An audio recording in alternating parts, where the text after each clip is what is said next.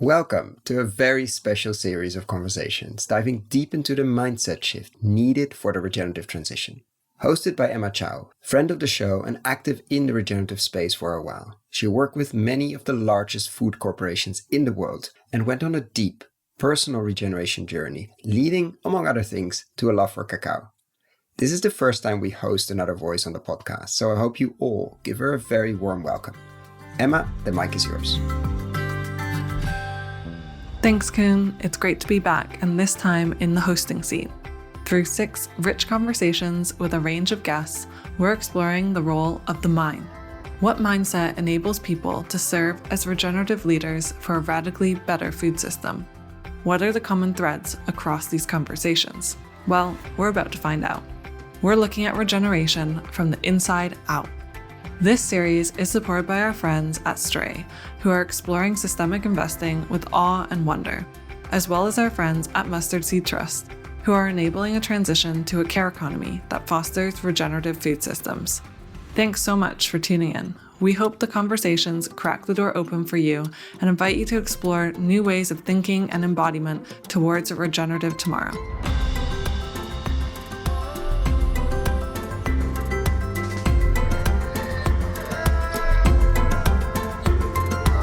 It's not the practices that need to change, it's the mindset. This is a quote from today's conversation that I absolutely loved. Then the next question is, well, what do we need to let go of to really regenerate the mind? And what can we learn from indigenous worldviews when it comes to being in right relationship with the natural world, particularly through food and agriculture? In this conversation, we travel through many areas, from evolving consciousness to politics, practices you can do at home, and tuning into the sounds of soil and plants. Yes, you heard it right, soundtracks by plants. There's technology that can help us do it. And if you want to learn more, then just keep listening. I hope you enjoy.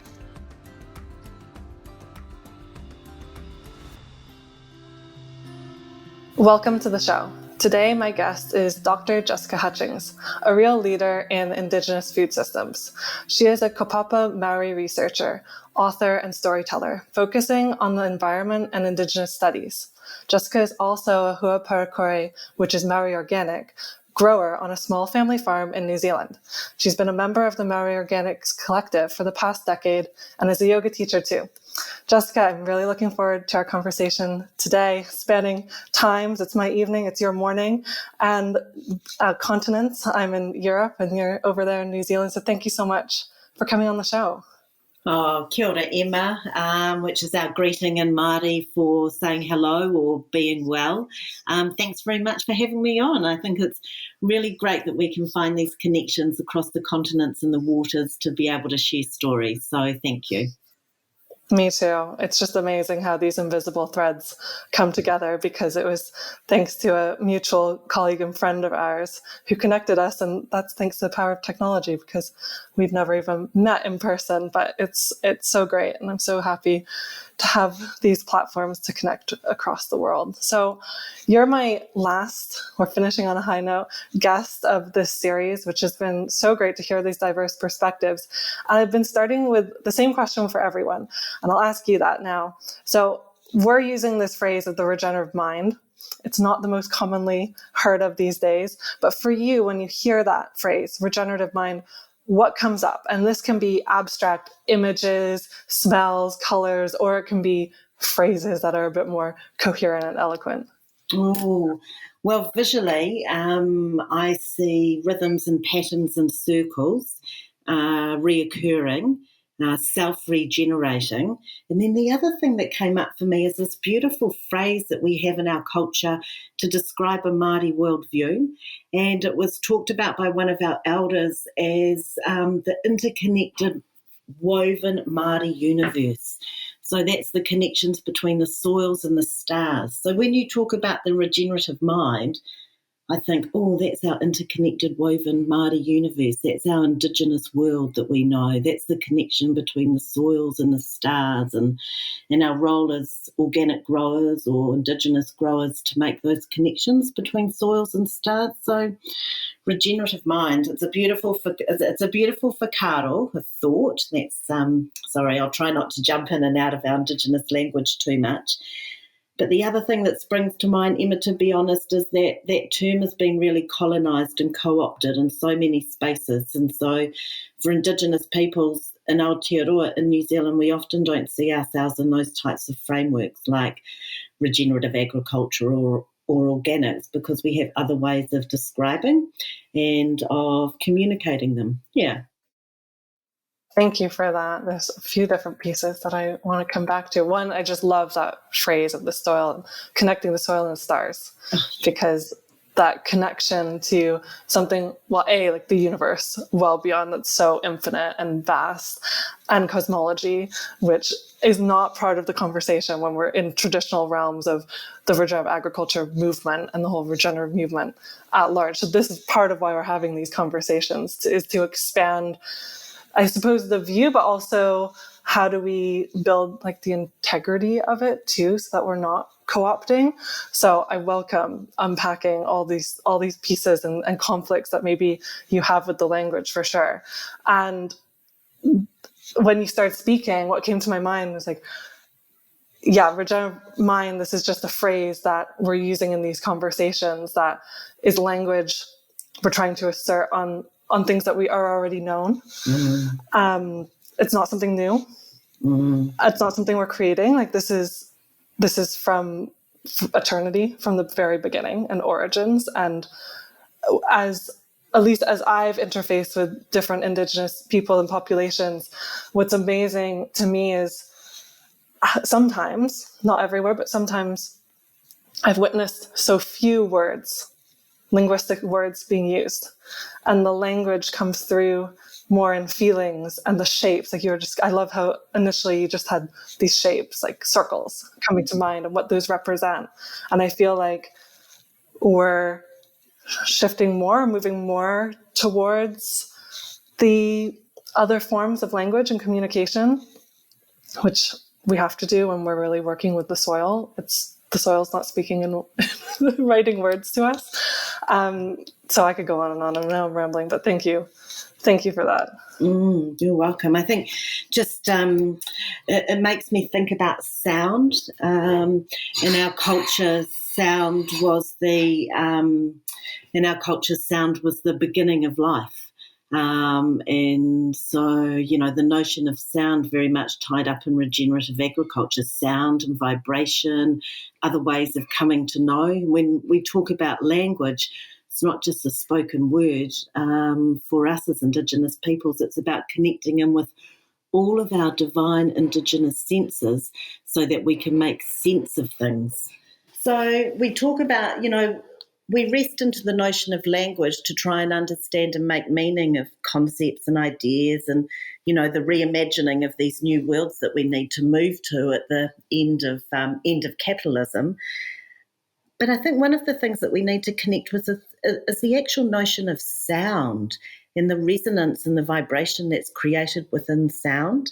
And so our Indigenous language, like many other Indigenous languages, is about vibration. Our vowel sounds have a resonance to our atua landscapes or our divine landscapes, our godly landscapes, the realms of our earth mother and our sky father, and the deity of the wind and the deity of the soil.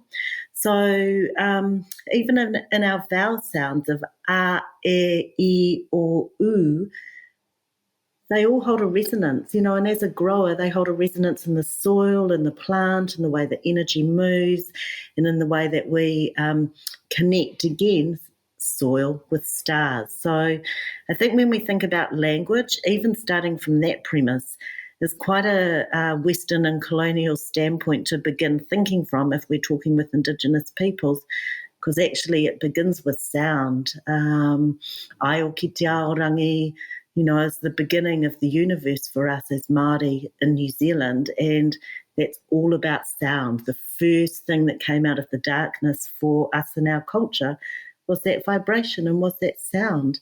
And that's really similar to many other indigenous cultures. And I think even as a yoga teacher and on the Indian side of my genealogy, my mum's from India, we're from Gujarat, I think about the vibration and the frequency of the universal sound of that we chant before we practice yoga.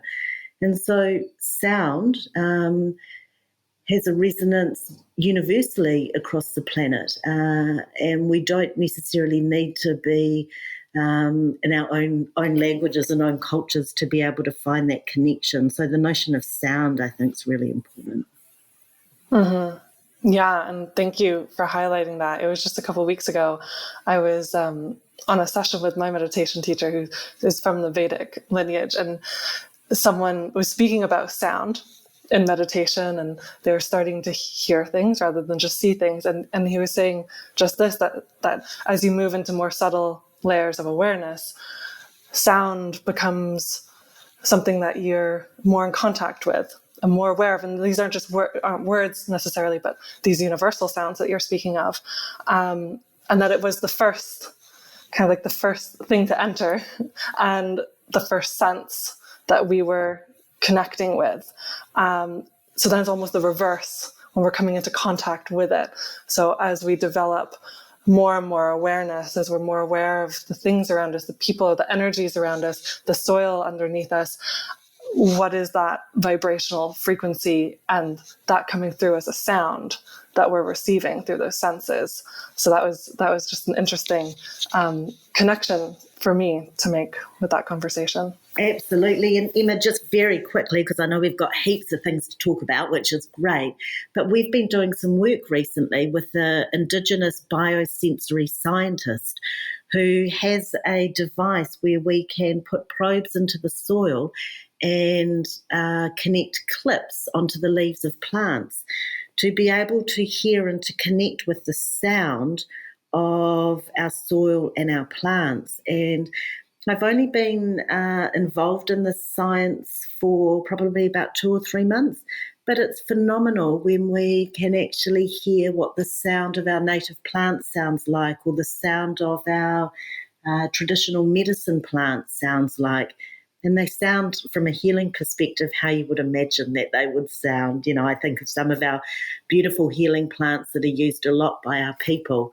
Have healing tones and healing qualities, and they're gentle and they're gently rhythmic, and they're smooth and they're up and down, they're smooth in their intonation.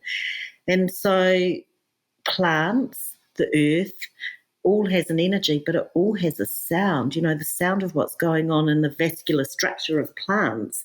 And then in the microbes and soil, if we had the senses to be able to hear that in our everyday, I'm sure that our relationship with the planet and with the earth and with the soil would be really, really different. So biosensory science, working at the interface of Indigenous knowledge, is a really exciting thing that we're involved in at the moment. Yeah.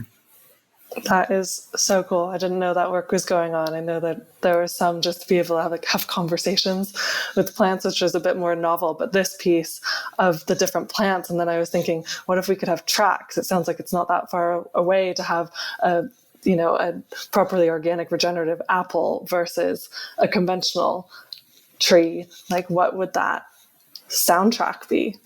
Absolutely. Maybe we'll have that on Spotify one day. Oh, absolutely. And what's really amazing working with this technology, and it's all about having a relationship with the plants as well. When you approach the plant and you put the technology, the little clips, they do no harm onto the leaves.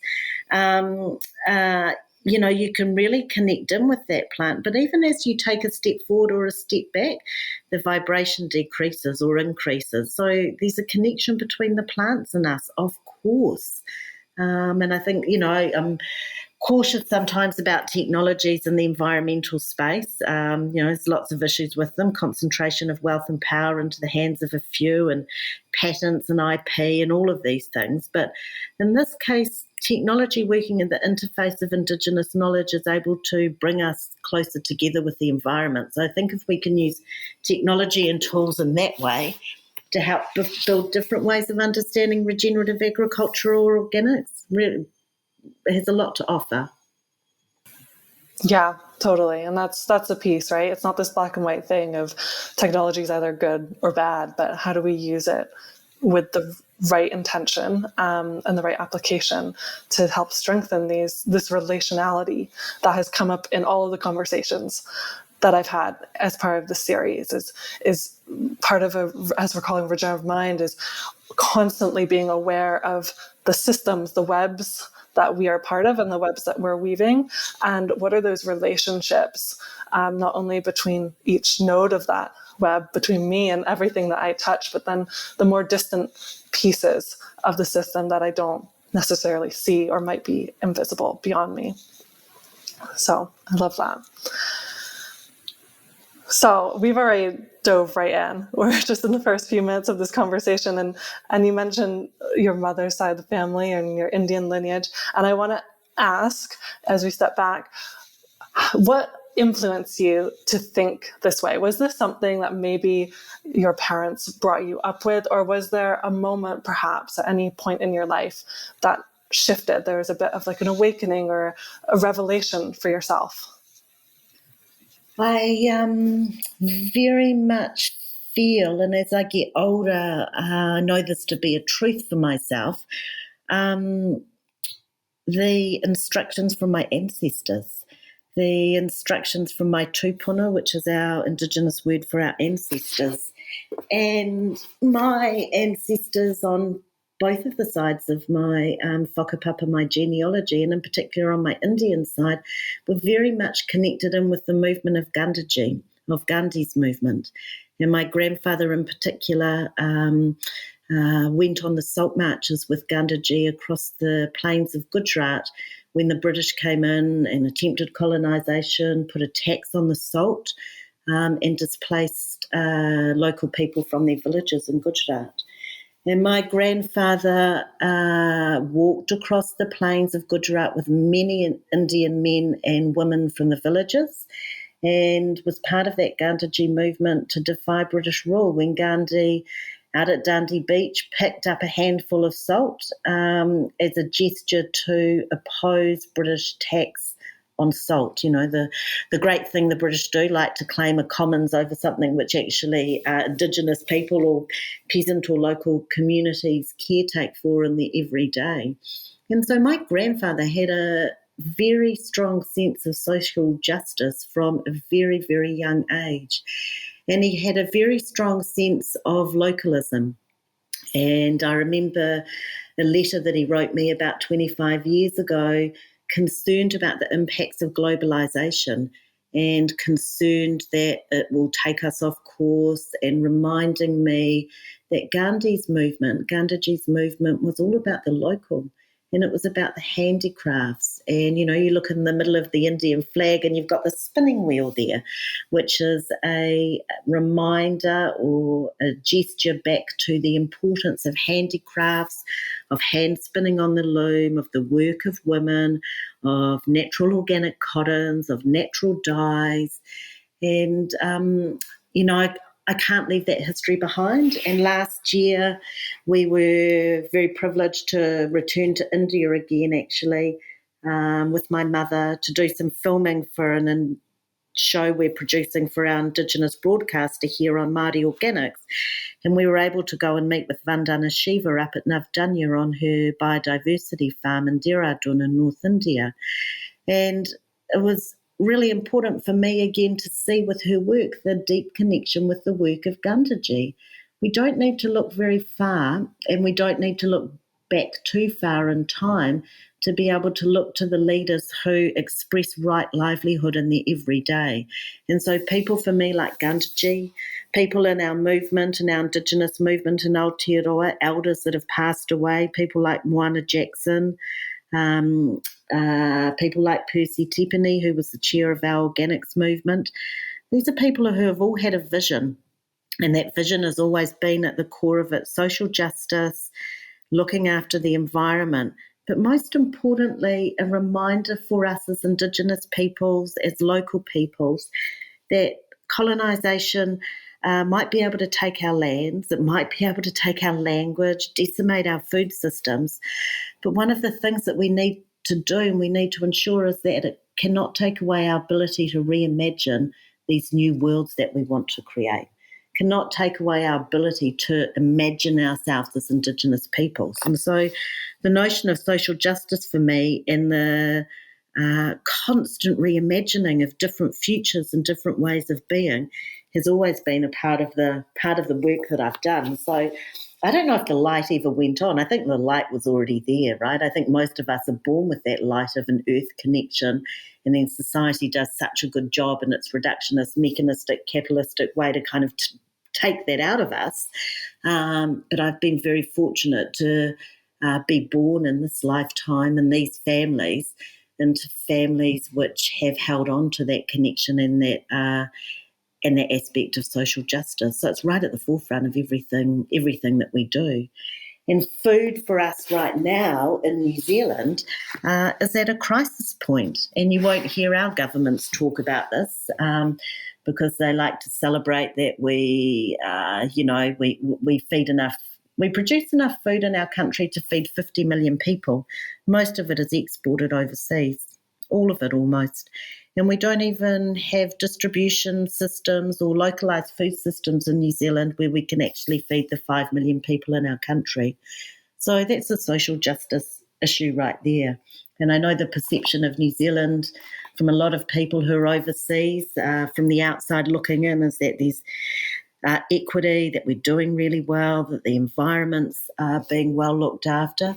I would contest all of those notions. You know, we are just as much, if not scrambling at a very kind of corporate government directed way to extract every bit of natural resource from our natural environment, you know, our waterways, our dairy industry with such heavy pollution. So, I'm reminded of social justice, and I'm especially after COVID and the food insecurity that we saw in New Zealand, really aware that our food systems are broken, and that the return to Indigenous wisdom, to the wisdom of Māori communities to restore our Indigenous foodways is so, so important.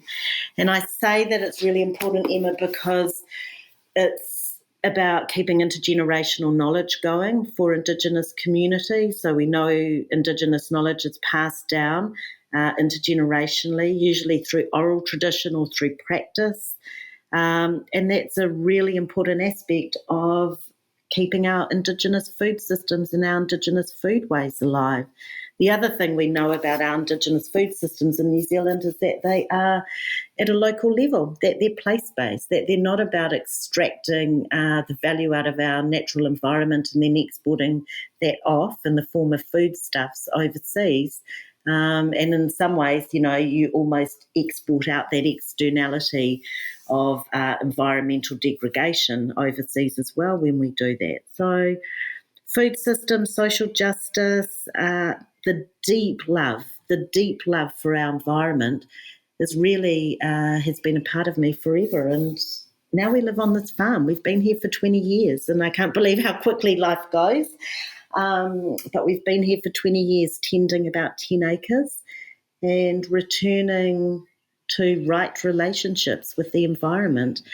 And I think that's the proposition really for listeners, is to think about, well, what does this notion of right relationship with the environment mean?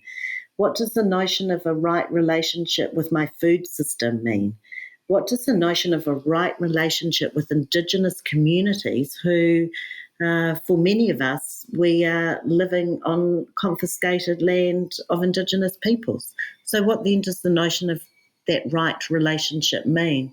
And Gandhi talked about the notion of right livelihood very much throughout his journeys and throughout his teachings. So the notion of right relationships and returning that to land and to people through regenerative agriculture, I think has so much potential. But the thing that I'm really cautioned about is the cultural borrowing, the misappropriation, the erasure of indigenous knowledges, the privileging of scientific determinism and the outcomes of regenerative agriculture over indigenous knowing. So we need to do regenerative in a different way from how we've engaged with indigenous peoples before, and that's the challenge in front of us, right?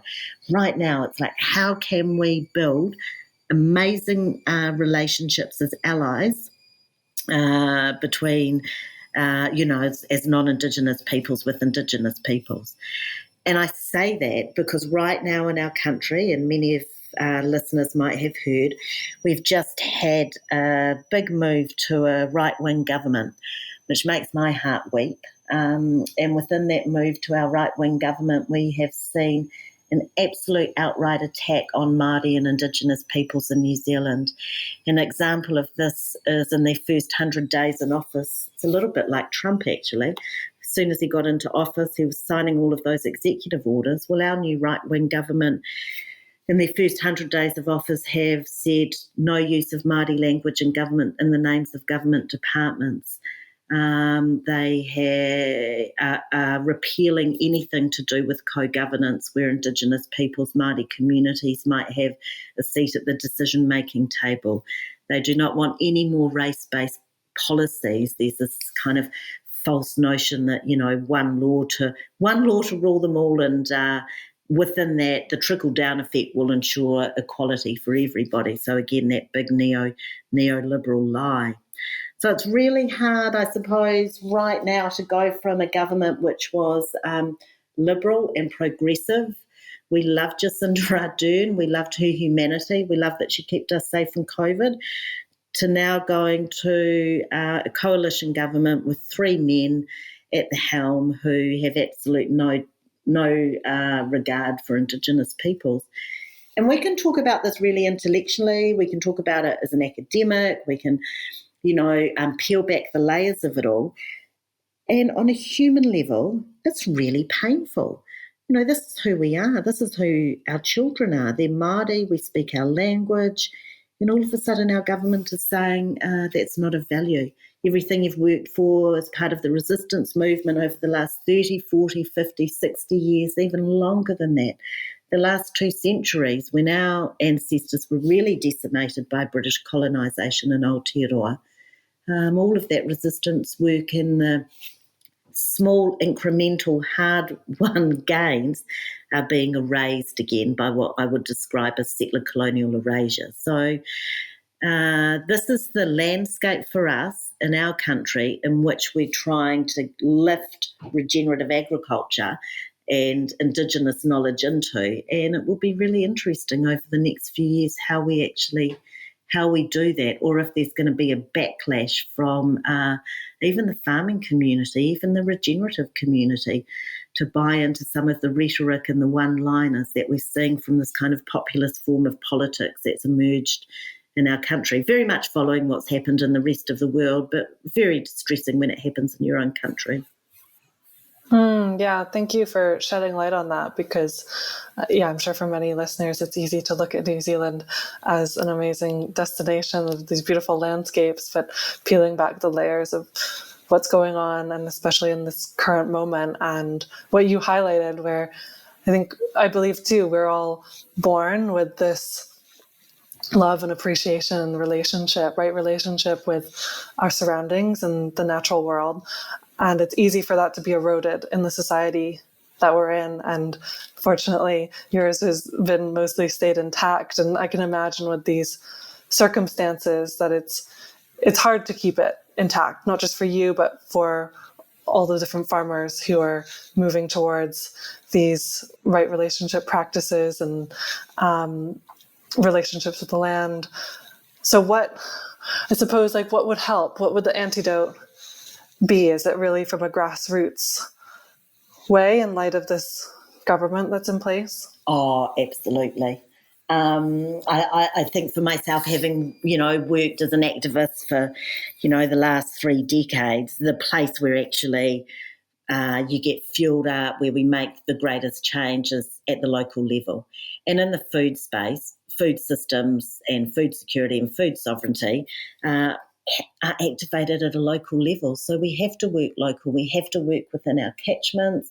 We have to work with the farmers and the growers next door. But then we also, too, as Indigenous food sovereignty activists, need to also, too, be thinking about how we can influence policy, how we can influence national agendas. So it's a little bit of both. But for us on the land here, it's about working in close proximity to nature. What does really annoy me about the regenerative movement is that, these practices derive from centuries of intergenerational, orally transmitted knowledge by Indigenous communities. And so regenerative practices and regenerative knowledges has not just dropped out of Western science. Again, it's been the science community, the agricultural community, who have looked to the Indigenous wisdom of Indigenous communities and the agricultural practices to be able to do better, and also to be able to heal the soils from the devastation of globalised agriculture and pesticides and chemicals on the land. But we need to remember that.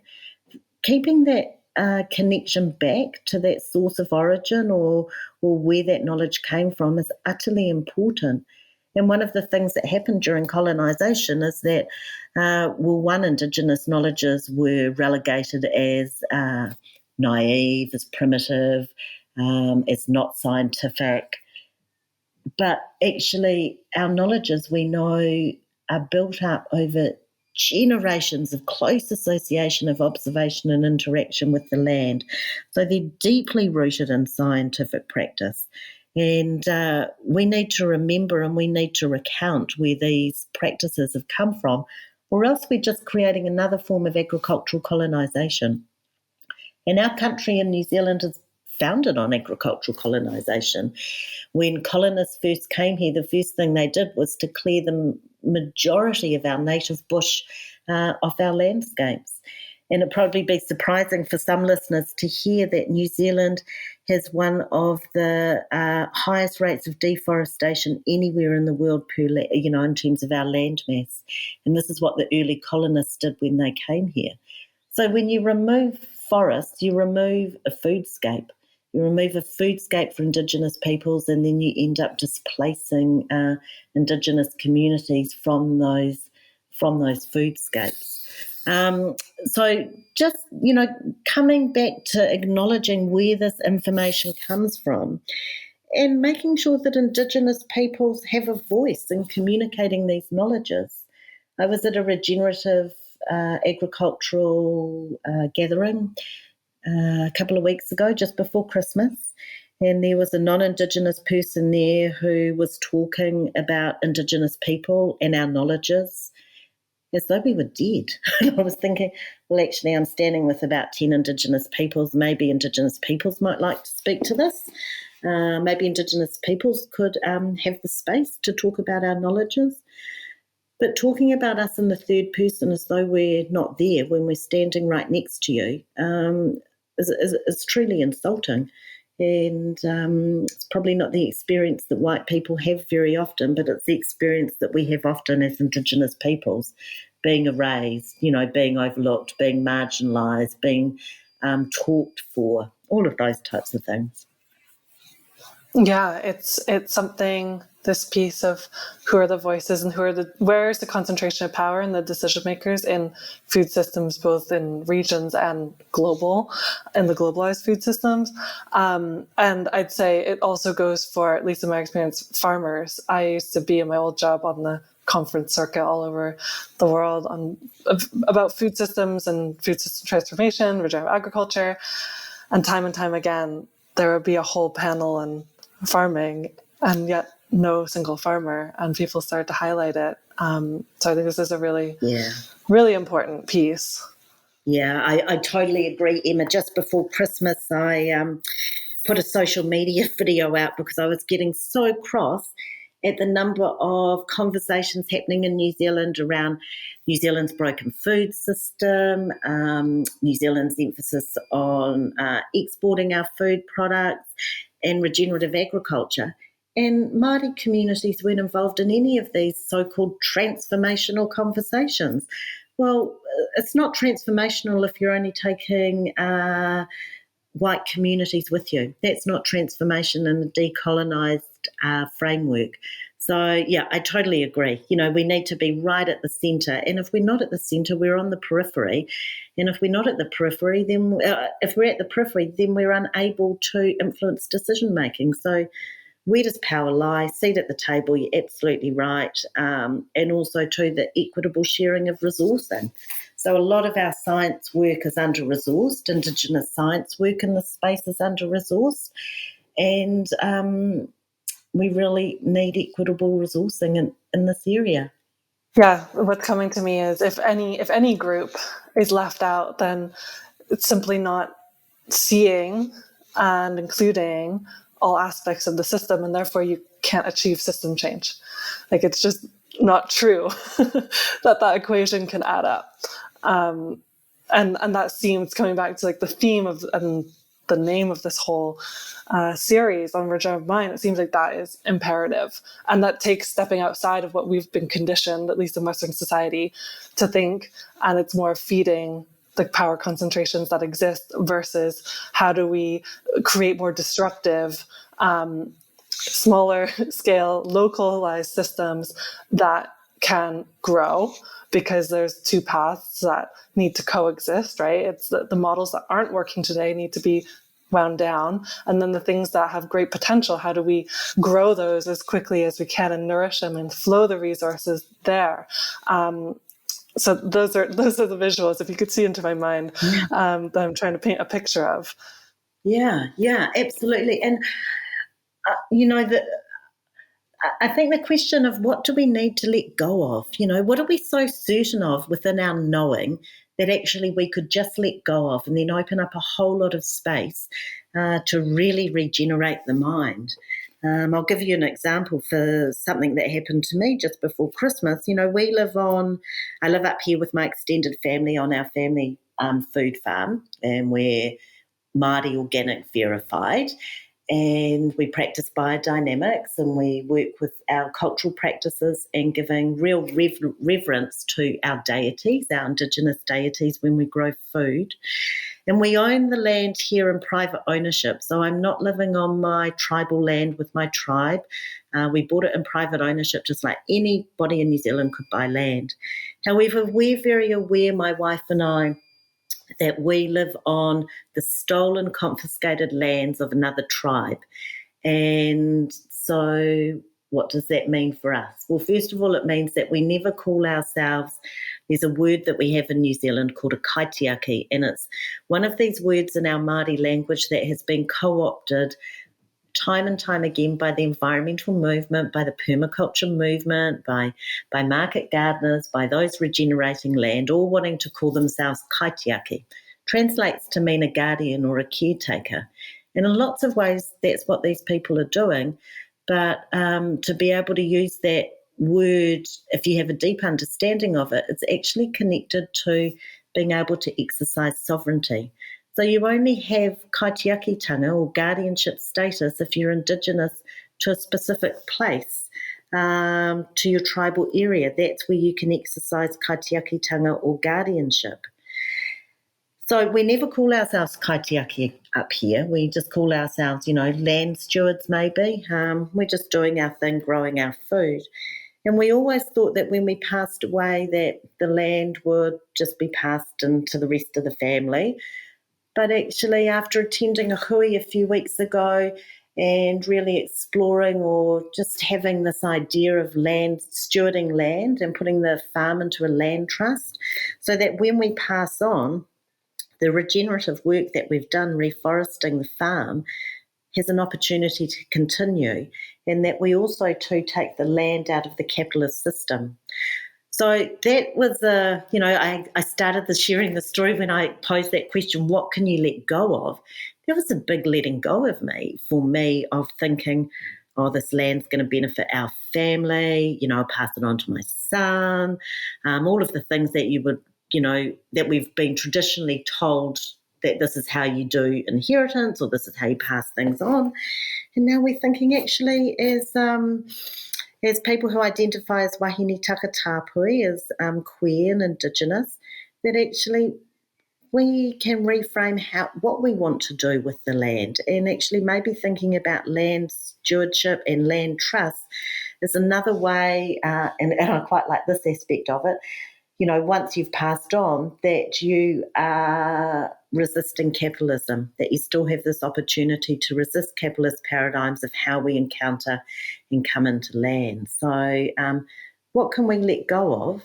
And, in that story, I'm letting go of this idea of passing the land down through family and passing it into a land trust that maybe eventually will be passed back to the Indigenous people who live in this area. It feels very apt because listeners may not know this, but I'll share that we're just a couple of days past the new year, the start of 2024. So this feeling of letting go, I saw an Instagram post that was, at least in the US, it was a very special date because it was 123, 123, which apparently is an extra potent time to be letting go of things. And as you're describing, letting go of perhaps an attachment to this piece of land that is under your realm at the moment, but how do we truly innovate in new models to let things flow differently? And I think especially when it's something like a piece of land, because can we actually own it? What is that relationship in an ideal, society and thriving world? Absolutely. And I think, in Indigenous cultures, we have there's such a thin veil between life and death, especially in Indigenous cultures. And so the notion of letting go also too gives rise to a rebirthing, to something new. So we can't kind of create or reimagine what a regenerative mind might look like unless we've freed up some space and loosened things up a little bit to give birth to some new ideas. So really important. I mean, they say in regenerative agriculture, it's not so much the practices of the farmer that need to change, but it's the regenerative mindset. If you give us a farmer who's actually already down that way of thinking in terms of regenerative agriculture, that they're a lot easier to work with than a farmer who hasn't quite made that turn yet mentally. So there's a lot to let go of, and I say that for our country as well, because our environment and our food and farming system is predicated on the inputs from the global food economy. And so we have a lot to let go of, New Zealand, in terms of doing food and farming differently in a way which is not extractive or, plays into that extractive logic of capitalism.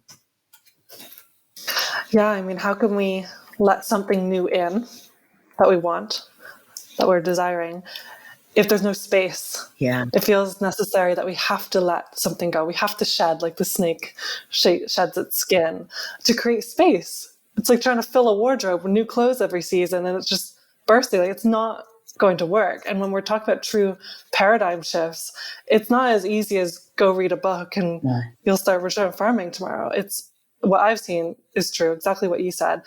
It's the mindset. And so that goes on to my next question, which is, do you think, well, I think I know the answer to what you're going to say to this. How important do you think the mindset is in evolving our current food systems? I think it's absolutely fundamental, but I think what's probably more fundamental is to be able to connect into a state of consciousness where we can return and have a feeling of, I'm going to say, a right relationship with nature, but I often talk about a sense of being with nature. So instead of being separate from nature, we are with nature. We are nature. We're not above her. So returning that to a sense of being a nature being. And we could have an intellectual conversation. What does that mean, being a nature being? But for me, 20 years of being on the land here, 25 years being a yoga practitioner, trying to live a life in a gentle way, that's an act of mindfulness. That's an act of conscious mindfulness. And so while we might talk about the mind, I'm very aware that within the mind is the notion of the ego. I would come back and strip away, try and take a step away from what's going in the mind to that state of just being with nature, of sitting, of feeling, of, connecting in with our divine indigenous senses, feeling the atua or the deity of the wind, tā whirimātia, on our face when we're outside, and having that connection with that deity, not just the wind, but, in our narratives, in our indigenous narratives, tā whirimātia played a really important role in the creation of our world. So why wouldn't I want to be outside and feel tā whirimātia over my body and on my face? So I think more so than mind, that sense of being, of being in ourselves, of being with nature, and of returning back to being a nature being. Yeah, going beyond even that sense of I is what I'm hearing. Yeah, definitely. And definitely stepping down from the pedestal that we can often find ourselves standing on, of thinking we're above, right? It's even part of the narrative of the environmental movement, I find, is fixing. I know I used to say that in my previous self. Yeah. It's like, how I'm going to save. Yeah. It's like, no. Yeah. And I mean, I find this in the regen space, particularly around soil conversations. My partner and I just in 2020 had a beautiful book come out, Te Mahi Oni Hua Parakori, a Māori Soil Sovereignty Handbook.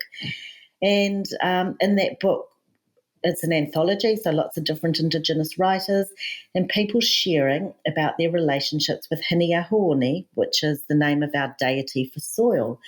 And so what that book did was that it returned and made visible again our Indigenous ways of connecting with soil, and our Indigenous ways of understanding the microbes, and our Indigenous ways of understanding the soil food web. And so these are really important concepts to bring into regenerative agriculture. But when you go and talk with regenerative agriculturalists about soil from our Indigenous standpoint, people are very interested, but I can guarantee you within 5 minutes the conversation will turn to within a Western scientific framework. And so we just, and then what happens? Indigenous knowledges get marginalised, they get positioned, there becomes an absolute truth to what we see down a microscope and how the microbes are behaving, as opposed to the intuitive knowing, the intergenerational knowing, the intergenerational observational knowing that Indigenous peoples have around their soil. And so I see it in the Māori organics movement when we come together, and we come together with non-Indigenous peoples, because we've got great non-Indigenous allies in the Māori organic space. But when we talk about soil, it drops straight back into science. And I see our Indigenous peoples closed down because it's not the space where our narratives are held. I love microbes, and I love looking down a microscope, and I love talking about the soil food web, but I am deeply in love with Hiniahuoni, our deity of soil. And so I think when you asked that question earlier around is it mindset, around the mindset, what has to change, I think we need to fall in love again with the deities of our landscape, and we need to find our own connection with them. And that's more important to me than having those, I suppose, biological conversations at this point in time around soil. Yeah. No, I'm with you. It's like we need to allow ourselves to drop out of our heads. Yeah. Especially the intellectual default hardwired networks of our brain, and drop into our body and come back to the senses. I loved, because I want to ask you, like, even for listeners, what's a simple practice that if people say, okay, I'll even give myself 5 minutes, even if there's some fear or doubt around this thing, connecting with something beyond just the hard science. And what I want to come back to what you said, like, even if you're standing outside or sitting outside and you feel the wind, you're just noticing the wind and just appreciating that element.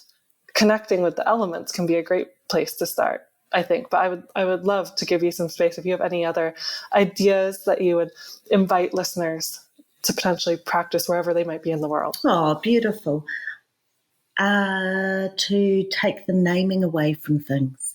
So, yes, we can go outside and feel the wind and have that experience. But what if we didn't know the wind is the wind? And what if we didn't know the wind is Tawhiri Mātia, is the deity, is the atua? But actually, we are a being outside in nature in all of these elements that provides you, you have to step back from your mind. And for me, what's often a really good practice is just this notion of taking a step back. If, we close our eyes and we take a step back from the thoughts at the front of the, quite close to our forehead, and just take a step back through that mind space, and then reopen our eyes in nature, and not ascribe a name to a tree, not ascribe the soil a name, but actually just be in nature, because it's, language is really powerful, and it's also too a real inhibitor to how we might experience relationships. So what happens when we actually decloak and we pull all of the language and the cloaks away from how we think we're supposed to be in this right relationship, and just come back to that point of being? So this notion of are we a human? Are we a human doing, or always doing, or are we just being? This notion of being a human being, just to be able to be. And that's really important. Having those moments to be able to just come back to be is really, really important. But the other thing that I think that listeners could do is to find that space to connect in, or a space in nature to go and to be, not to do, just to be, and to visit it on a regular basis, and to look at the same things in nature on a regular basis. And this is what our indigenous ancestors did. They returned back to the environment, to similar places in rivers or lakes where they might have hunted for food or gathered or foraged. And over time, over generations, they built up their indigenous knowledge sense faculties, so their divine senses, in really close observational relationship with nature. And I think we're losing that. We're definitely losing that. Social media, world so fast, no time to sit down, let alone any time to return back to the same place in nature and resit and resit and resit. So there's a reason why we talk about in yoga, I'm just coming back to yoga actually, into meditation, why we talk about this notion of a practice, because it is a practice, because it is something that we need to return to, because we need to keep relayering it into every cellular part of our body. And I think when you talk about a regenerative mind, Emma, this is what we need to do. We need to return to a practice as human beings to be able to return that right relationship that we have with nature, and that's as nature beings, as being a part of nature, not being on top of her, but to be a part of nature. And one way that I find is really powerful to do that is to take all of the language away, and just to be. A river's not a river, a tree's not a tree. We're all just beings in nature. It's reclaiming, in a sense, that childlike innocence when we were really young, 2, 3, or 4 years old, and we didn't know the names of things, and we just experienced it and received it. And I think it's Adam Grant who wrote a book earlier this year, I think it was, or last year now, Think Again, and it was about the power of knowing what we don't know. Yeah. And I've experienced, after being educated and working in the environmental movement and working in food systems and being so smart in one way, even though I've always loved nature, I didn't grow up steeped in those right relationships that you're describing. And every time I have an immersive experience in nature, especially wild nature, I am humbled at how I know nothing. And everything is always changing. So it may seem silly on the surface to be like, go visit that tree every day for the next year around the block. And you're going to think, oh, it's the same. And actually, everything's constantly changing. And when we build these faculties of awareness and that relationship in a subtler and subtler way over time, in many ways, these innate pieces of wisdom that I think sit deep within all of us start to reveal themselves and start to have the channels to like rise up and meet the intellectual mind in a way that it accepts it and it doesn't get pushed away, but it starts to be integrated. So I think that while for many of us who are working behind computers, doing our system change work every day, it may seem like an indulgence and an extra to go do these practices, but I think it's the opposite. I think it is the pathway. It is the way to get the answer, the solutions that are really going to change the game, and not just keep going back to the default modes and putting a label on it and telling ourselves that this is going to be the 2050 strategy that's going to change the world. And it's like, is it at a deep level? Yeah. Is it from a different set of values? Yeah, Emma, I totally agree with you. So many things in there.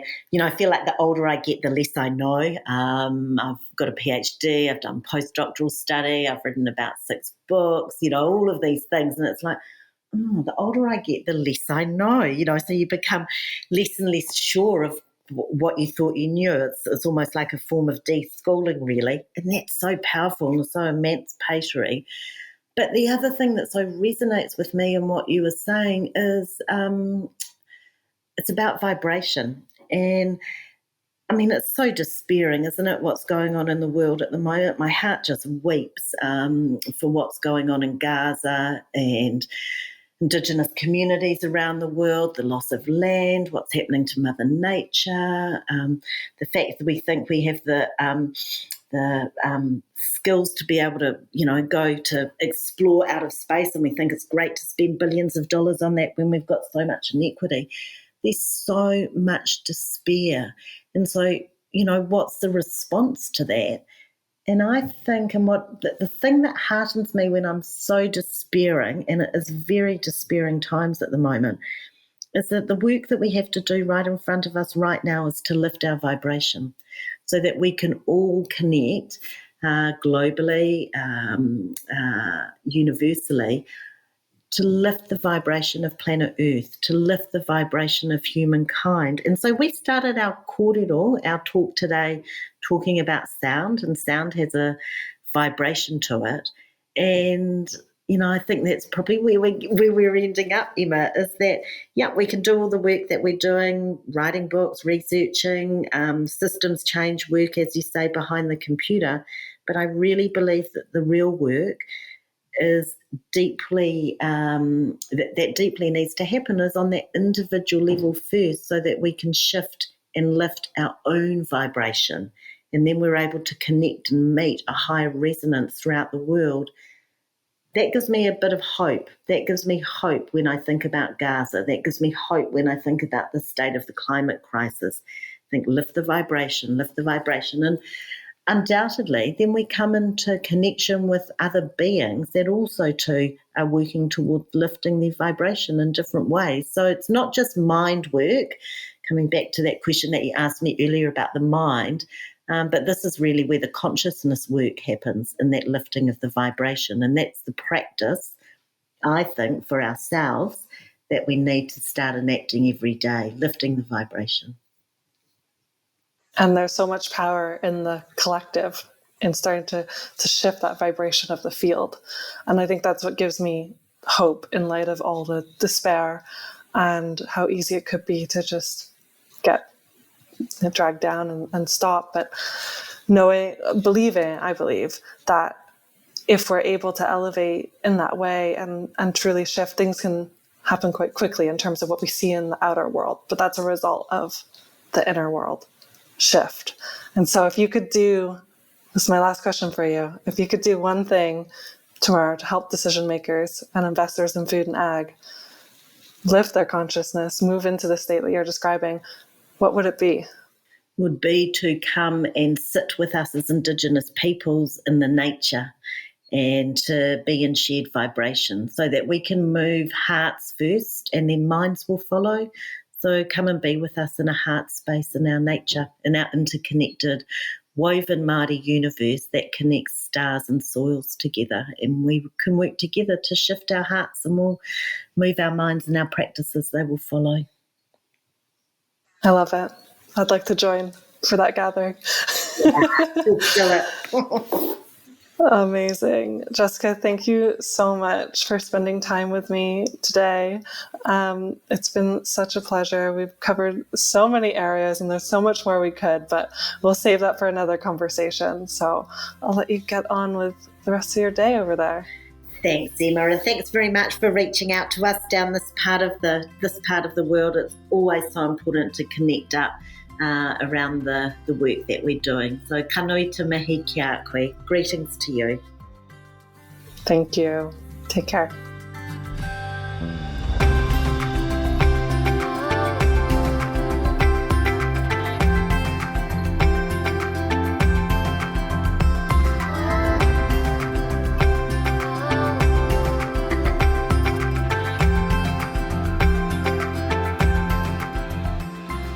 Thank you so much for listening all the way to the end. For the show notes and links we discussed in this episode, check out our website, investinginregenerativeagriculture.com/posts.